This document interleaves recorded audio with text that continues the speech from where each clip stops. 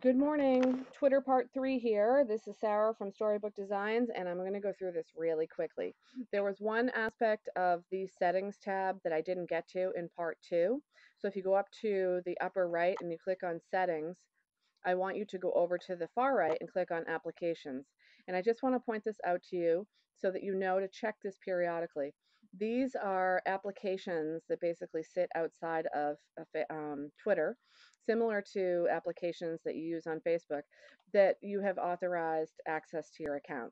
So this is just something to just know, like for example, Twubs is on here. Once you join the Twub group and authorize them, you'll see them in here. But this is just a good thing to just check periodically to make sure that somehow something hasn't gained access to your account that you did not authorize. And if you didn't, if that is the case, I'm sorry, then just revoke access to that particular thing. So then the other piece of information that I wanted to cover with you today, as I mentioned yesterday, was this bar right here. And I'll go through it quickly. Timeline is basically the same as your homepage. So this is your news feed of everybody. More information than you need, you can scan it quickly or you can skip right over it. But timeline is essentially basically the same thing as your home. At mentions is going to show you anytime anybody has mentioned you. So if we look on here, this is just anything that mentions me. So I want to check this. This is where I check most often. I want to check this to see if somebody has sent me a question, if they have mentioned me, and I want to be sure to thank them, or if I need to continue a conversation with somebody. Retweets shows you anytime any of your followers or people who follow you have retweeted things that they thought were of interest or of value. So I may also think that they're of value, so I could scan that. Retweets by you would be anything that I have retweeted that other people have sent out that I thought was of value and I wanted to share with my followers. And then the final one is your tweets retweeted. So this one is the one that I most often look at.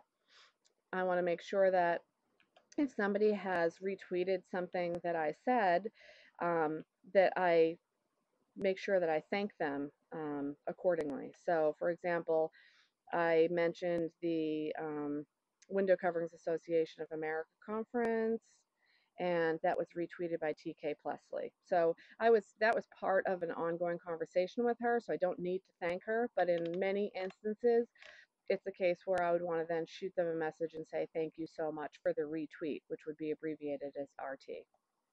And then searches, this is supposed to be your saved searches, and actually it's not staying up to date right now. When it's working and up to date, it's very time efficient. It helps you to just quickly go in and say, okay, I want to just see what blog chat, for example, is talking about. So it's a great little time efficient tab if you want to save some particular searches there.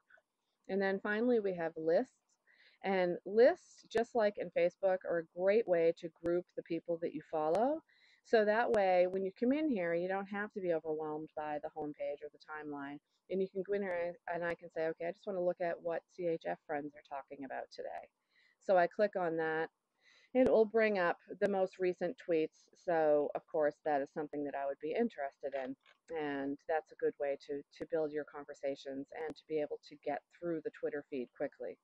If you want to view your list page at any time, you click on that and you can edit specific individual lists, or you can go over here and view all, over to the right. And as I view all, when this comes up, these two buttons here, this will allow me to edit or to delete. And so I can go in here and I can edit it if I decide that my title of this particular group is not appropriate.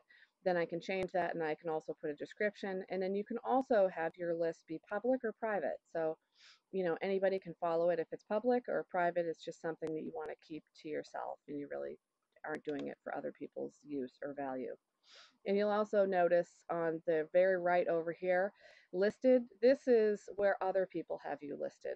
So if I click on this, I can see how people are listing me, which is actually a good thing to look at because sometimes you don't realize the information that you're putting out there and the way people view you. So for example, this person has me listed in their arts list, another person has me listed under social media, another person